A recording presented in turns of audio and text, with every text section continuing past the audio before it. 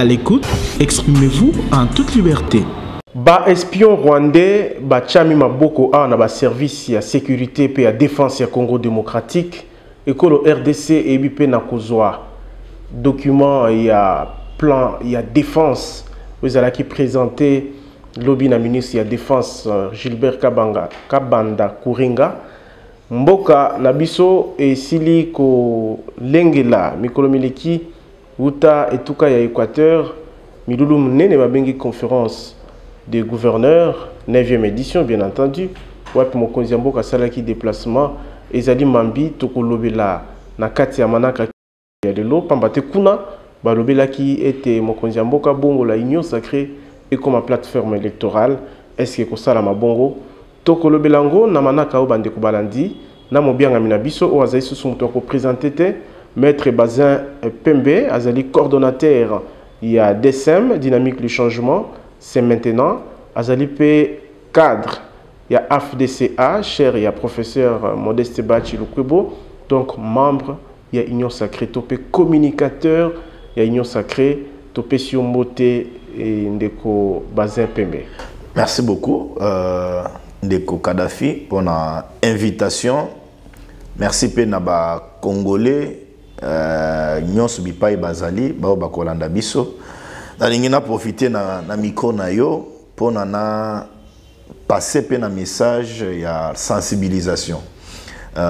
Tozali na période moko oyo na koki koloba très importante na kati ya classe politique congolaise et congolais nyonso place azali sengeli ayeba eke bureau ya commission électorale nationale indépendante c'est ni en sigle ezali déjà déployé déjà par terre par gens na bango sur terrain azali kopé sabiso ba carte de lecteur donc carte de lecteur ezaka rapport na okende ko voter te to yebé que carte de lecteur na République démocratique du Congo ezali ko sala office ya carte d'identité donc moto nyonso oyo alingi azala déranger na ba ambassade te azala déranger na ba aéroport te moment ya kosomba go pass sengeli akende a s'enrôler pour nazwa carte d'électeur naie parce qu'il y a moné ko servir yé pour na a exercer ou ezali droit civique naie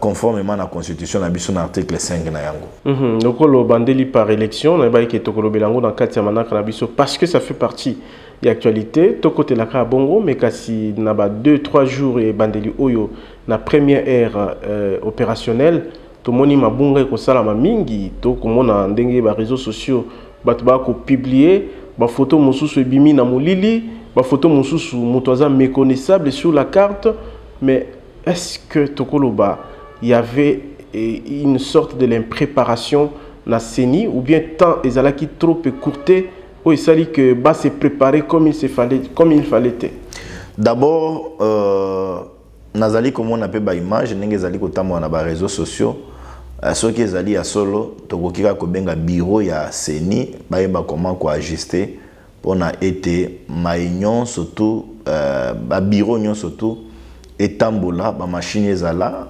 ba groupe électrogène ezala pona permettre na ba congolais comment kozwa ba carte na bango librement. Mais il y a aussi un aspect important ba réseaux sociaux quand ninga na lobaka ezali un moyen communicationnel, un moyen d'information.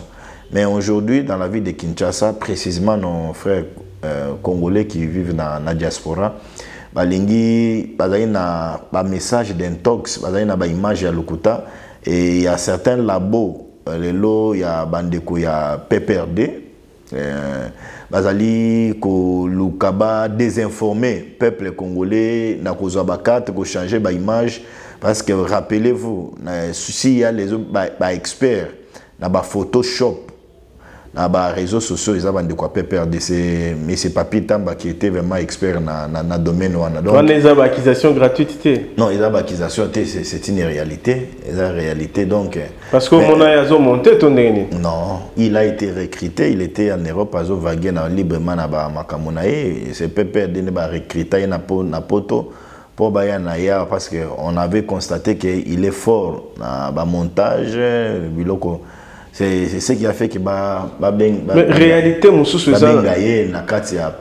réalité dans le centre d'inscription et d'enrôlement ils allaient que biso tozana chance ya kocha numéro na télévision nous sommes vraiment appelés de tous bords bandeko bako benga mingi bako réclamer bato mususu neti moko watinda kinga message na ngambu ya Rigini neti oke campus kuna kozwa carte et comme problème faut bochaka mulongo policier bapesa policier mbongo finalement côté mususu o inspecteur na comité falaki acha empreinte bato ba wumeli ba vandi kaka mais to komona neti e bandeli oyo eza mabe est-ce que 30 jours bapesa ki wana et kokoka penza ko enrôler près de 50 millions d'électeurs au Sénégal.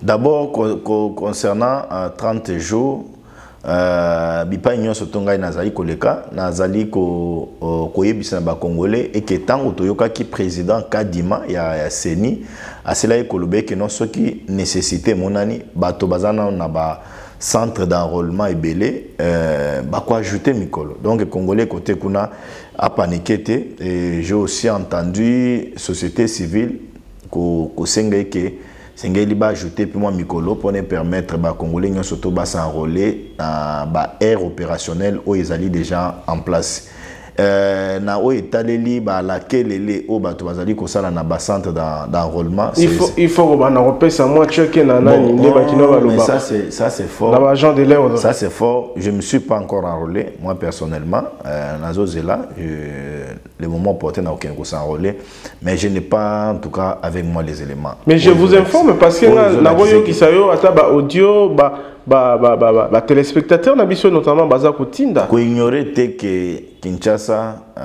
el moko sentiment de lobisaka biso na Kinshasa sentiment de lobisaka biso belé ceux qui peut battre baza na pouvoir ba kuma komona makambo lokola nyonso eza bien c'est ça aussi passe à Congo de Kadhafi na fandi je suis un Kinois je suis à Kinshasa je vis à Kinshasa je fais mes activités à Kinshasa je sais que na Kinshasa o yesa la biso belé eza inde passion nini moi lo yengé de ça la biso belé donc au bec na kisa so to fandi Kinois après biso ba Kinois to après to bebis image na yo pour un 100 francs ba bengelio une chaîne de télévision qui ni live boya bo filmer Molière boya bo filmer pour na 100 francs donc na kini il faut comprendre ba te belé ba moni arrivé ya ba réseaux sociaux ba WhatsApp ba Facebook lelo on les va utiliser comme moyen de communication et belé va utiliser on a ba façon mais ce qui est fort et positif na enrôlement d'électeurs au banda opération Ngwe Bandi Martin Fayulu s'est enrôlé cardinal Ambongo s'est enrôlé et le cardinal d'ailleurs a passé message moko pour encourager le peuple congolais à s'enrôler massivement.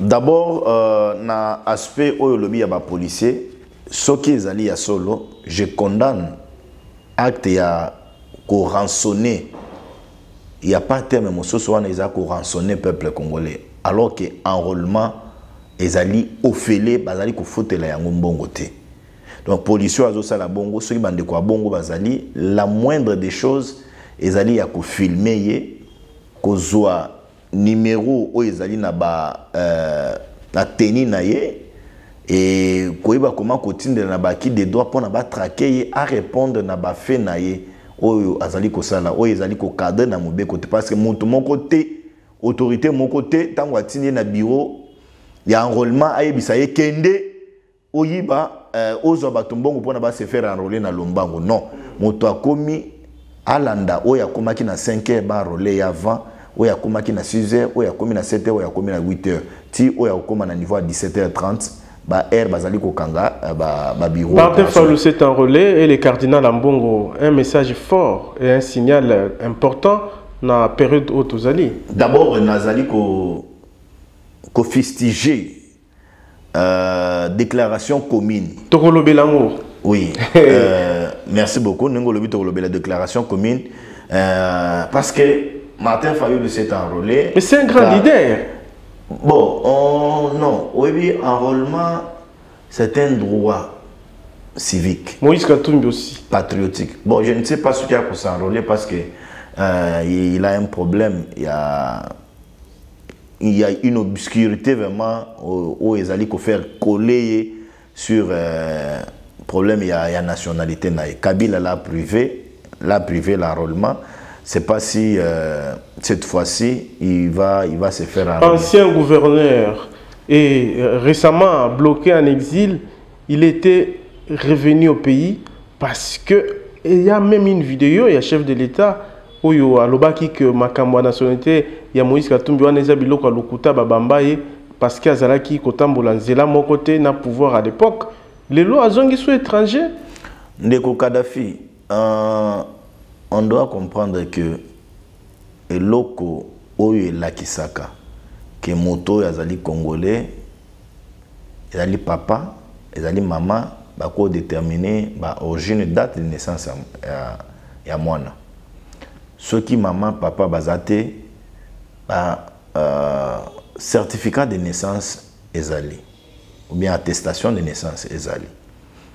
Lelo motoko prétendre avoir la qualité congolaise, la qualité, avoir la nationalité congolaise par un passeport, je dis non, le passeport sur le plan des droits, je ne serai pas contredit par Batouba Kolanda. Donc, pour la Union sacrée, Moïse Katumbi Lokola Longwe a commis étranger. Non, Nazoya, moi je ne vais pas se limiter seulement à Nakaya Katumbi. Tu élargis les paramètres à ma non, tout le monde parce que Yende a outil qu'on s'annonçait Kalate, a outil qu'on s'annonçait candidat président à Longwe Union sacrée, carrément a commis sous à la sous poste qui est étranger. Oyo bomona qui est étranger l'autre fois sous Kabila. J'ai été na opesa moi histoire moko moke bakangi ba minéraux na biso ya République démocratique du Congo ba okenda na niveau Zambie tango ba komi na ngona Zambie gouvernement congolais a réclamé abino ils ba minéraux na biso et bimi de manière frauduleuse il faut ezonga na mboka na biso gouvernement zambien lobi non oyo eza ya dini fils na biso ya Zambie. Il y a eu opposition entre gouvernement congolais et gouvernement zambien. Qu'est-ce qu'il faut faire? Il faut une confrontation.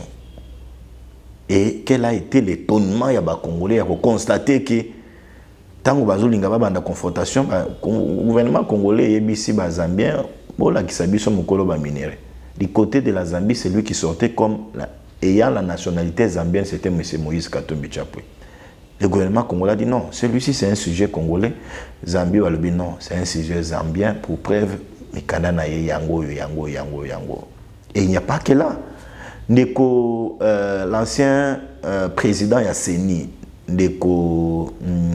pasteur Ngoï Mulunda, nous a révélé dans ce pays quel a été l'étonnement des Congolais que M. Katumbi a été un jugement à Jekamine à 6 millions de dollars. À Sombi, il y a 6 millions. Mais à Kyoto, il y a 95 millions. Est-ce qu'un Congolais, oui, à Lingimbo-Kanaye, à quoi se comporter bongo? Et lorsque le frère, il vous dit aujourd'hui qu'il a un bilan à présenter parce qu'il a dirigé la province du Haut-Katanga, dis-moi, réfléchissons comme intellectuels, tout ce qui est politique. Est-ce qu'un gouverneur, à quoi le bec, non, je suis candidat parce que j'ai géré une province? Province, c'est la armée. Province, c'est les soldats, les policiers, les fonctionnaires. Les fonctionnaires sont des fonctionnaires qui dépendent du niveau national, du trésor public. Oui, donc, mais l'entité décentralisée, la province, ils ont une gestion autonome. C'est les gouverneurs qui gèrent tous ces fonctionnaires de l'État. Non. Le gouvernement a géré les fonctionnaires de l'État. A commis président de la République. Na mutu oyo a géré le gouverneur. Yoko lobake et loko wana ils argumenté pour nae. Non, je trouve. Parce que batu ba géré te, ba comment ba konziambo kana Congo bazali. Je trouve que c'est trop dangereux. Pour na biso lelo batu tozali comme benga ba gardien du temple.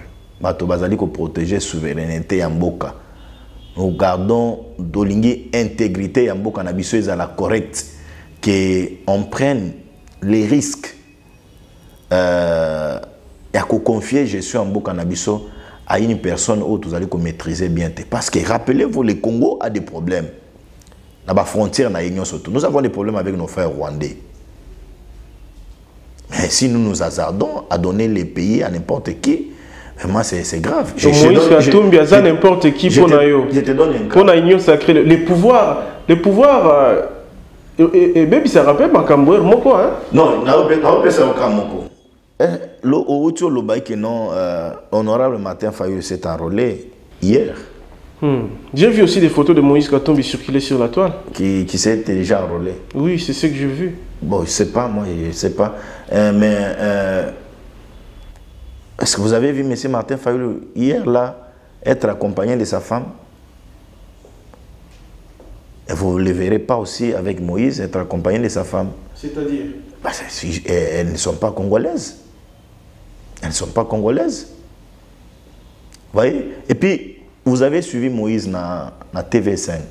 Est-ce que vous avez entendu de la bouche de Moïse citer nommément les Rwandais? Ça allait changer quoi? Parce que les chefs de l'État, les garants de la nation, en a cité autant de fois. Non, mais parce que lui, il a dit, dès qu'il est le président de la République démocratique du Congo, 3 mois c'est trop. Il y a la paix sur l'étendue de la République. Par quel bâton magique? Mais il m'a envoyé, oui. Non, mais tu sais que Kabila nous a informé ici, dans ces pays, c'est que Moïse qui était en train d'entretenir les Bakatakatanga.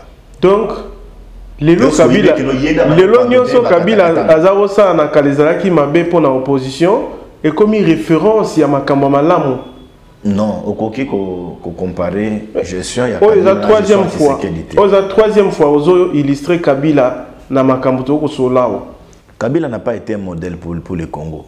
Joseph Kabila, la République démocratique du Congo l'a tout donné. Kabila est venu ici en botte. Le Congo l'a changé même à ta teinture na yanzoto. Nani Congo a changé te? Yo?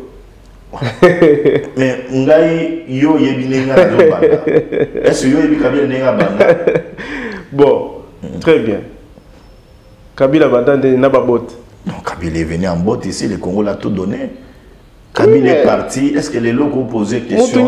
J'ai suivi dans dit maman Olive Lembe, azo le bec no tokomi temps ya bilan. Mais on a posé la question à maman Olive Lembe. Azo a courage ya koyebisa ba Congolais que Kabila mobali nanga tanga zali kokende. Atikela ba Congolais hôpital ezana Mbandaka, atikela ba Congolais hôpital ezana Kinshasa, atikela ba Congolais hôpital ezana Dekese. Aibisa pe ba Congolais que Kabila tanga zali kokende atikela ba Congolais école na ville ya Kinshasa. Aibisa pe ba Congolais Kabila tanga zali kokende atiki nzelo yo. Atiki soda na ita boye. Atiki policier na ita boye. Donc yo acteur politique, vous évitez maman Olive de faire rappeler. Non, parce qu'elle dit que nous on est arrivé à on aura qui que déclaration conjointe ou commune. Il y a Martin Fayulu, Dr Denis Mukwege P Matata Pone Mapon et soit qui au Makasi na Likambunini pour critiquer gestion il y a régime actuel. D'abord, Kolobe qui est makase et outé panayo. Et outé pananga na bien au bon côté mais nazo pesa yo ba élément oye ko la kiseti non ça ne valait pas la peine. Parce que vous fustigez en côté, c'est-à-dire que déranger yo. Mukwege akota signé communiqué wana. Je prends un cas. Mukwege azali prix Nobel de la paix. Pour na ba pesa yo mention wana. Bakuta yo dans les valeurs entre autres. Respect de la justice, respect des droits humains et la réparation au yazali kosala lelo. C'est-à-dire motomoko ba mener banquette, ba koutier na mbongo ya ba enrichissement illicite ya mulukutate, ba koutier non plus dans la corruption, ba koutier dans la violation ya ba droits de l'homme. Mais comment Mukwege aujourd'hui le monde entier est respecté grâce à Misala Nayazo Sala, il peut s'associer avec les gens qui ont appauvri les pays par la corruption, par les détournements des deniers publics. Monsieur Matata Mpogno au stade actuel, il est derrière les barreaux. Il est poursuivi pour avoir détourné l'argent de l'État au Yezala qui servit oyo esilema kotiama mpona eservir Bukangalonzo. Congolais ale ya pilipili, Congolais azwa pilipili, azwa tomate, azwa masango, azwa manioc, azwa gombo. Mais Matata zimbongo na boli yango. Et Matata dit Aouti Benin place à Bando Outanamboka Moko Yalobi, je viens me laisser à la disposition de la justice. Parce qu'il se sentait innocent. Nazoya. Alors dit que la justice, parce que c'est constitutionnel et rendre arrêt Moko Yamabe. Neko Dieu donné, professeur Dieu donné place à Zawana, il a torturé sa conscience. Si jour Nzamba Mabe ou pas, mais arrêt à court, et ça inattaquable. Neko. Binobo changer sous ma cambe. On a communiqué, on a balobé la violation en constitution. Balobé libo respecter article 168 à constitution na likambo Matata Ponyo. Parce que arrêt Zalaki déjà tranché. D'abord la constitution n'a jamais été violée. La constitution n'a jamais été violée. Ça, c'est une déclaration sensationnelle. C'est une déclaration politique. Ils allaient qui déjà que non, Mukwege, il veut être un candidat en 2023. Fayoulou, il est candidat en 2023. Et Matata, il veut les candidats en 2023. Et je te rappelle, il y a Kamer aussi qui va entrer en jeu. Moïse aussi va entrer en jeu. Dans la logique, il faut qu'il y ait un triangle pour encercler Félix Antoine Tshilombo. Ah, ça fait déjà peur. Au moins, déjà encerclement. Non, il y a on est politique. Oui, comment ça s'est fait. Mais je peux rassurer la mission de Kadhafi. Je peux rassurer Nayangolelo. Tshisekedi Félix, président de la République actuelle, a un parti politique, IDPS. Et Tshisekedi a un allié de taille qui est professeur sénateur Modeste Bahati Lukwebo. Même avec IDPS, avec AFDC, nous sommes prêts à gagner les élections. Et nous, là, nous sommes très déterminés au sein de l'AFDC. Nous nous sommes dit, nous allons récupérer la primature, cette fois-ci, et Kozong et Labisso, par la majorité que nous allons offrir, non contestable, une majorité non contestable à Tshisekedi, nous, AFDC, offrir, parce que nous sommes en train de travailler. Il y a un autre qui dit que Kamere n'a côté opposition, et pourtant, Kamere est allié à Félix Tshisekedi depuis. Et d'ailleurs, victoire à Félix Tshisekedi Lilo, s'il faut qu'on partage en élection et les cas, ils en a Vital Kamere Oyozo Tindika déjà dans Mosika sans pour autant que Bango va se prononcer. Au moins une ruse politique.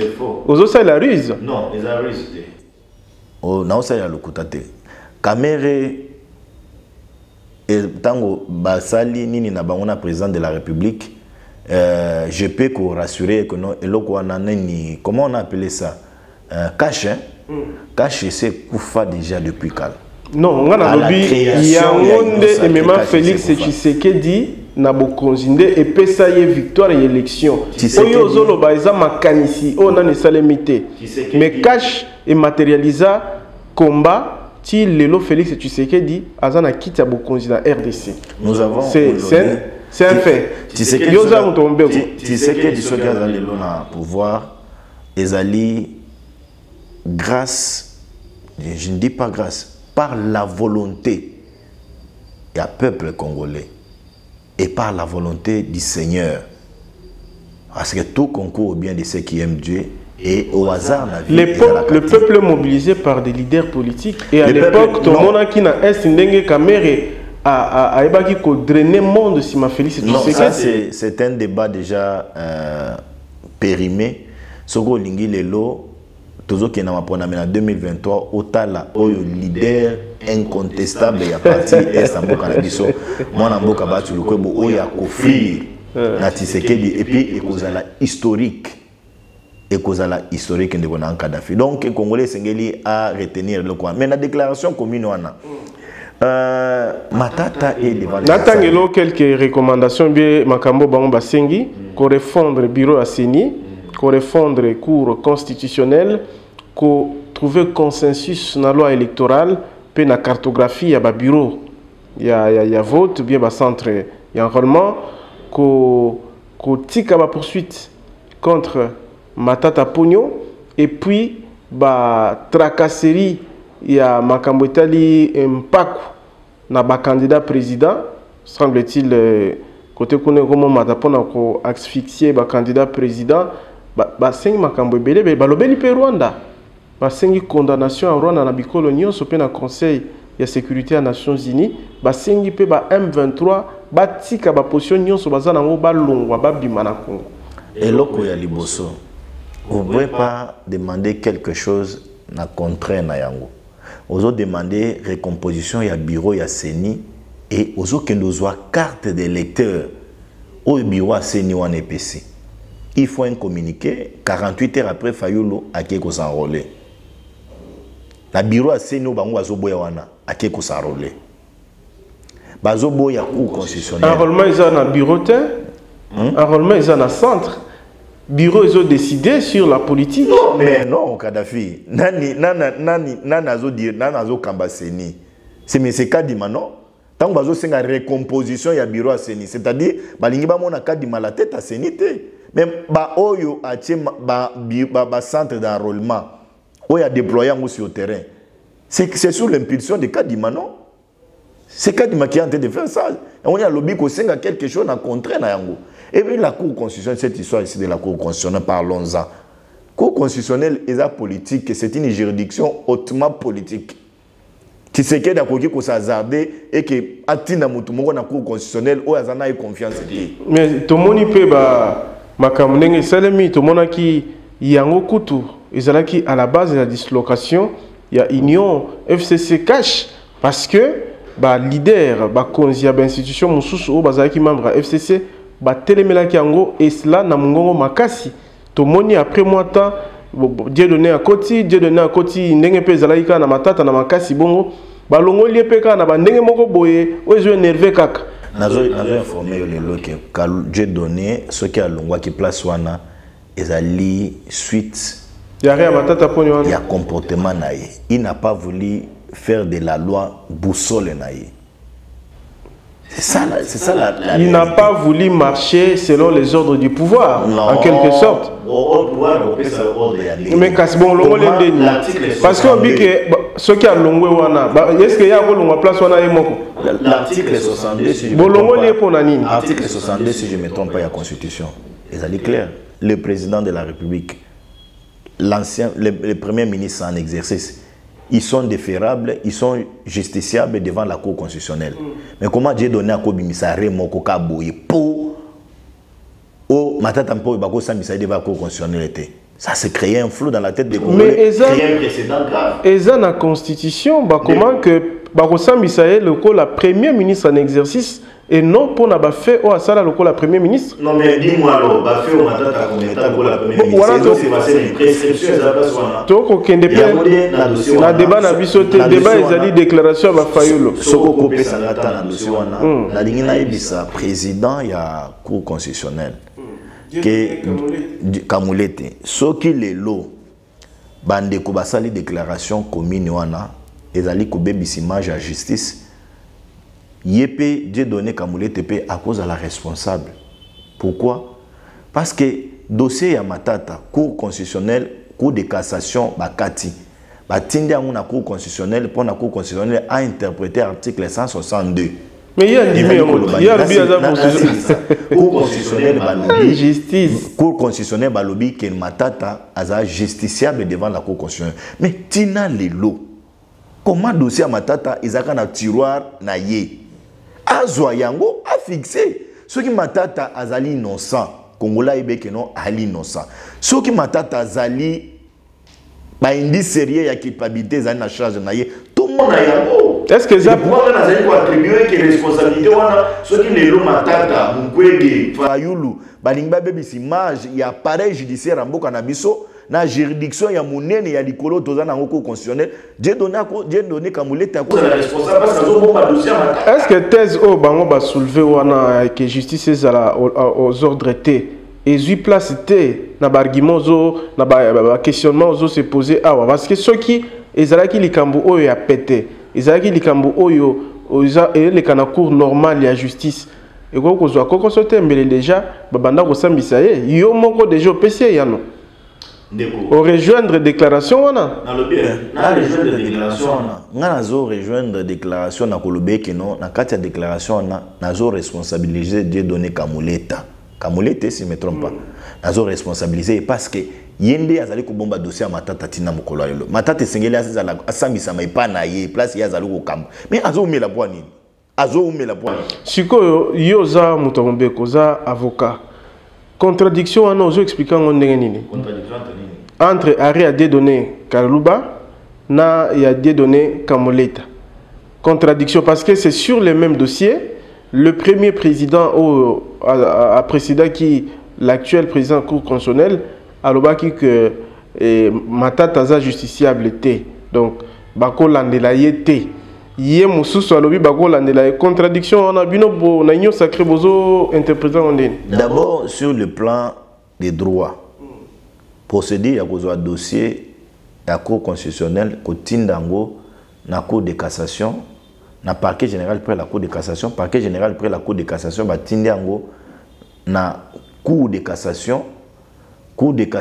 est examiné arrêt balobi que non ba renvoyer arrêt wana na Cour constitutionnelle pour l'interprétation de l'article 162 ils allaient procéder normal parce que la seule juridiction oyo est interprétée comme article ce qui ils ont semblé que na moi moulili ils allaient Cour constitutionnelle et Cour constitutionnelle c'est quoi interpréter à monité albinde ko matata bakokyo sambisa ye awa epananga donc flou les alliés contradiction na lobby ya bari mibale contradiction arrêt na une année arrêt à liboso ezaki arrêt moko fantaisiste les gens ont réfléchi sur moi de les choc. Oui, mais le fait que arrêt ya cour est inattaquable bino bo s'attaquer nango n'est-ce pas que bobuki mobeko. Non, il faut comprendre l'inattaquabilité, il y a arrêt à Cour constitutionnelle. Mais même la même Cour constitutionnelle peut soumettre arrêt Mokoboye, article Mokoboye en interprétation. Ma bézalité. Donc, tous à la grande inattaquabilité. Je te rappelle, est-ce que tu sais que barré, il y a député dans l'élection. C'est là que vous allez interpréter par une chambre spéciale. La chambre spéciale, et c'est là que vous allez entorse mususu yango wana entorse mususu yango wana eza précédent moko ya fâcheux parce que cour à rendre barré naye bino boye créer sous chambre spéciale na éviter sur pied à disposition nini légale qui créé pour examiner ma recours au Batubakotisaki. Parce qu'on a compris qu'il y avait les irrégularités. Il n'y avait pas de juge, il n'y avait pas une chambre habilitée à traiter. Il faudrait créer une chambre spéciale. Bon, ça va. Bon, ça, on n'est pas dans les débats, mais pas si vous voulez que toi débattes, c'est un débat de droit. Dans la loi, nous avons aussi, les juges peuvent se référer aussi à la doctrine. Les juges peuvent se référer à la doctrine. Si la doctrine renseigne un fait que le juge a coquille, pour faire application d'ango, il fait application. Deuxièmement, les juges peuvent faire application de certaines pratiques où il découlé en forme de la jurisprudence. Les juges peuvent se référer à ça lango un moyen pour na yaiba comment ko trancher. Grand sujet na biso c'est vrai to lobi déjà tant mon laï na ba makam auto logoti est important pour la marche ya mboka na biso parce que nyonso tokoloba oyo tokoloba pour na biso te tokoloba pour na Congo lobby to monaki vice-ministre il y a intérieur na porte-parole il y a armée général Sylvain puis porte-parole il y a police colonel Mwanamputu kolakisa biso ba espion rwandais na historique na bango ndenge basusu bakota ndenge baku bako préparé contre RDC certes aux alliés moi politique Olanda Kiango to komona ba congolais mingi na ba réaction na bango ba lobby essaye nanzoto malili. D'abord je remercier la communication il y a vice-ministre wana. Je l'ai trouvé très exceptionnel et très loquace même. La façon de transmettre message à l'équipe titulaire naïe. À l'équipe titulaire naïe à Selo. Et ça, il faut saluer comme un intellectuel. Vous devez sentir que non, Azali s'exprimer de manière claire. C'est un professeur d'université, je pense. Ah, ok. Si c'est un professeur, donc vraiment, coup de chapeau naïe. Et deuxièmement, les Congolais vont se rappeler que nous avions une loi de programmation militaire en République démocratique du Congo. Oyo, des institutions, c'est là qu'il faut adopter Yango. Et le gouvernement est en train de faire appliquer cette loi où ils allaient coûter 5 millions de dollars, si je ne me trompe pas, en termes de budget. Le gouvernement a dit qu'il faut séquencer Yango, qu'on soit 1 million pour couper sa armée. L'armée a dépendre kaka na budget où l'État a voté. Donc, l'armée, s'il y a un problème d'argent, on ne peut pas recourir à la procédure d'urgence mbongo bimi balamoko affecter à une opération. Ça, c'est très important qu'il faut saluer. Démarche, vision, le chef de l'État, Félix Antoine Tshilombo Tshisekedi, Azali Nayango. À part cette loi de programmation militaire, c'est depuis 1960. Si je me trompe pas. Dans Syrie, on peut répondre déjà dans le document, il y a plan, il y a défense.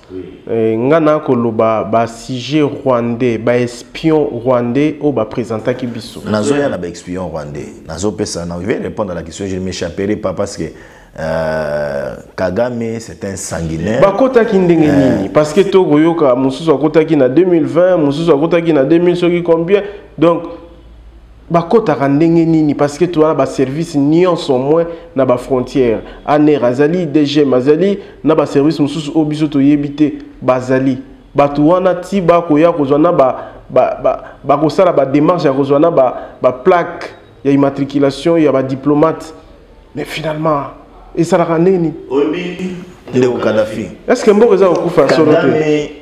Ce qui est en moto, azotia est mal à l'aise. Ba effort na yezalaka, il faut que boma moto ana pone que non atika à l'aise. Rappelez-vous de l'affaire à Biarimana.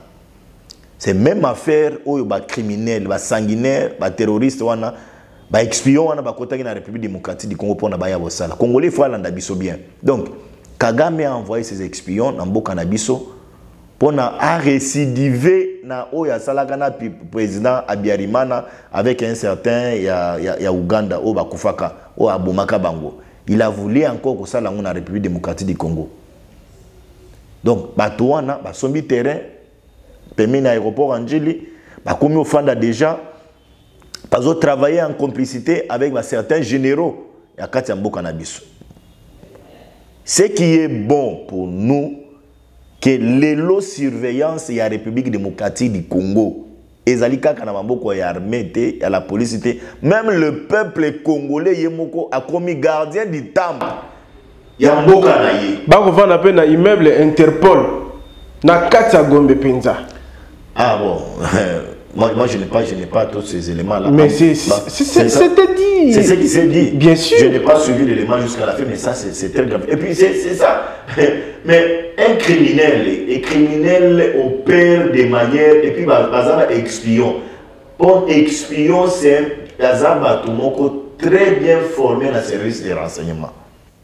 Pour Nabatindayo, un espion dans un pays, il faut que la motomoko soit en discrétion.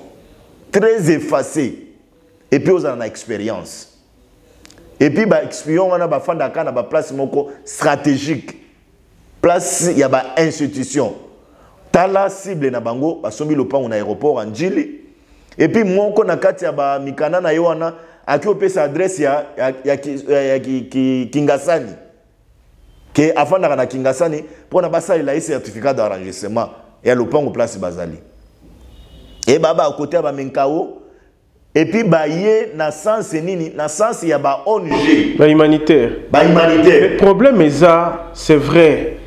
Pa kangi bango bravo na ba service ya sécurité ya mboka na biso na effort basali mais ba kota kindenge nini question wana tu peux répondre en côté. Parce que ba kota ndenge nini puis bazo vivre ndenge ni ba na ba documenter selon ce qui s'est dit. Na lobby hein. Ça, c'est la responsabilité des jeunes. Des jeunes, Nabiso Bazar responsable. C'est ce qui prouve que même les services de renseignement, quand il y a un Nabiso, Bazar coopérer dans l'éthargie. C'est à eux aux gens pensent ça que nous tout na directeur provincial il y a DGM il y a ville à Kinshasa ba Ougandais ba Rwandais nyoso to kangaka ou expliquer ka libanda kozong sera bango na kati ya mboka ndenge ni bango ba yaka lisusu na ba passeport ni ba kotaka alors qu'il a ses services à l'aéroport de Ndjili a ba service à l'aéroport de Ndjili c'est un problème il y a que tout na directeur provincial il y a DGM na directeur général il y a DGM. Alors, appelons seulement la population à la vigilance parce que tout il a un service il y a l'état mbokeza biso togo lingape komi ndima likonga ekota na motema te attaque ba service mususu et ko tatabana et ko potana pour la repérer résultat malamu mais au bandaki déjà ko argumenter sur documents il y a plan il y a défense où ils alliés exceptionnels présenté la ministre il y a défense et ancien combattant Gilbert Kabanda et c'est quand même un outil intéressant pour la défense du Congo. D'abord, les lots congolais sont comprendre volonté politique et à transformer l'armée Nabiso. Même il y a ça la armée Nabiso, armée moko vraiment coriace na sous-région. C'est la grâce, la volonté politique du président Félix Antoine Tshilombo Tshisekedi. Le moni Tshisekedi tant que déjeuner na basi ya basoda a ebisi bango makambo etali mibali na bino. C'est un bon geste. Mibali na bino esengeli botike langa yango. Je vais m'occuper des militaires. Et Lelo Kadhafi, je peux t'informer que dans la ville de Kinshasa au Tozaliawa ozomona ba soda bazali so na ba de bisité mitu kezali me maka soda comme na de bis bazu bango ti ba memi bango ti na ba camp ozomona impunité au tozali na ngona kati ya armée te so époque ya Kabila o ya kota neti militaire oyo okotambola balabala ozomona soda zo tambola na minduki mais lelo tambwisa ba caméra na yo ya kin live okomona kozala na difficulté ya komona ba soda zo tambola adimina ina kamwe na mwa ko banga pe kotite to ko mona ta banzinga nzinga biso to zakala mbinza kuna o ko mona basoda ba ko bima basoda ba kengele mokonzi mboka nzinga nzinga kuna biso to mona bango ba ko mo tia même ba barrière to le kakate après 21h de konangai soki oke lelo na bakan ya basoda o to bandaki obenga ba messe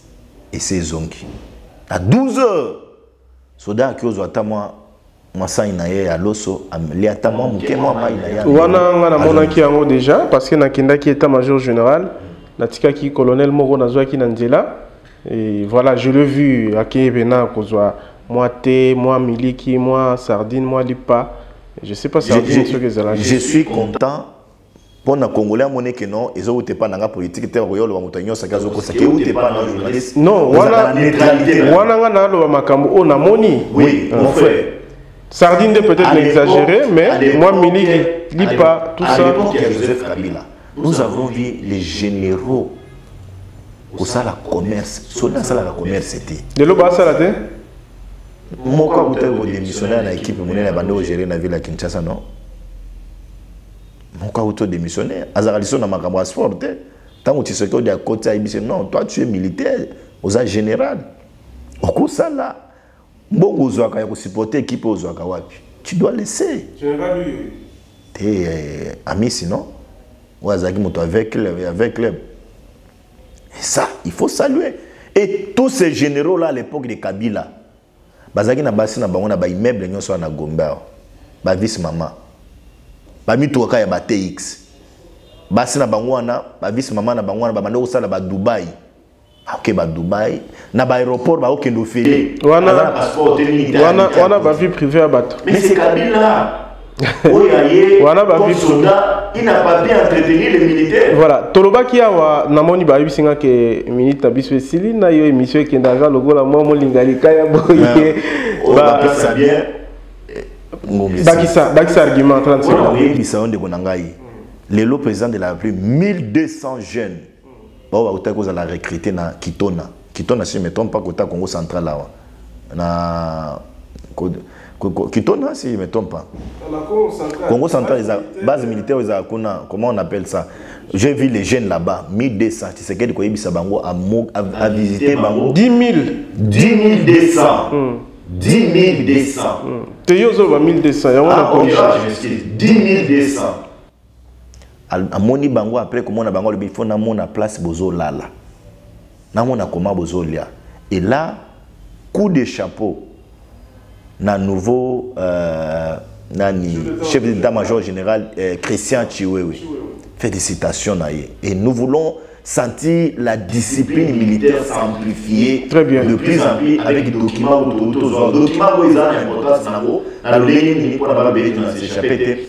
ça va permettre à un gouvernement congolais que un pont de relais dans pays moussous. On peut se dire, nous avons un général congolais détaché dans Zambie, dans l'armée zambienne. Il a un bureau là-bas. Un général congolais détaché dans Angola. Un général congolais détaché dans Congo-Brazzaville. Là, ça permet à la République démocratique du Congo qu'on soit information. Qu'est-ce que l'armée brazzavilloise est compenser pour le Congo? Qu'est-ce que l'armée zambienne est compenser pour le Congo? Et ça va encore donner au gouvernement. Et là, on a relayé le message à ministre de la Défense, Kabanda, où il y a les jeunes gens médecins, les jeunes gens ingénieurs, ils sont à ISTA, aussi à l'université à Lumbashi, aussi à l'université à Kinshasa, médecins, infirmiers à Mayele, venez dans l'armée aider la République démocratique du Congo. Parce que le Congo aujourd'hui veut donner tonus dans la sous-région. À part le fait d'être pays solution, nous voulons aussi avoir une armée puissante. Ce qui m'a touché, Kagame a touché. Donc il faut travailler comme ça. Et ça, coup de chapeau dans le gouvernement. Sous l'impulsion du président. Donc, M23 pour Bakolobaki, Batikina, Bakibumba, Wanate, Bazana Bangokaka. Bazana Bangokaka. Et les Kambasuka, Lingana, Lobela, ils allaient conférence, dans la conférence de gouverneurs. Le gouverneur Bassenguignon sacré comme plateforme électorale. Pas bâti le Kwebo, Bokolobani.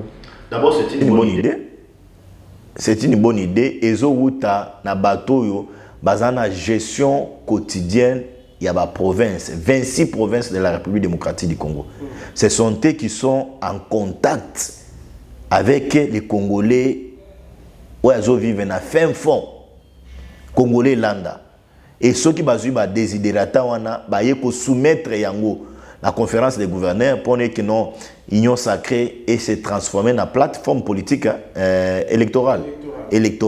C'est une bonne chose. Bazo rejoindre biso regroupement politique AFDC avec moi Namboka Bato le club, nous nous sommes déjà prononcés pour la candidature du Félix Antoine Tshilombo Tshisekedi. Botondi maître Bazin Pembe to sepeli ndenge oyanoli na mituna oyo baimboka bako mituna pe mingi tolingaka mingi kobenga bino bato ya mayele bayebo koloba politique bomanyolaka po le kota na mitwa ba congolais totondi bandeko balandi nyonso bolandi biso na manaka oyo na maître Bazin Pembe totondi équipe technique Héritier Mbulungu Jani Kodia totondi Gindombele totondi Fabrice Ndekani bandeko nyonso oyo bapesa maboko po tolongisa kine tolongisa manaka na biso le coup je suis biswese.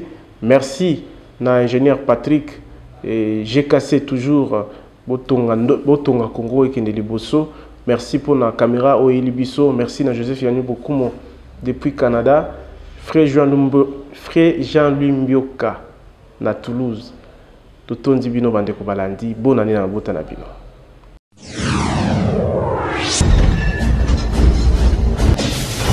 À l'écoute, exprimez-vous en toute liberté.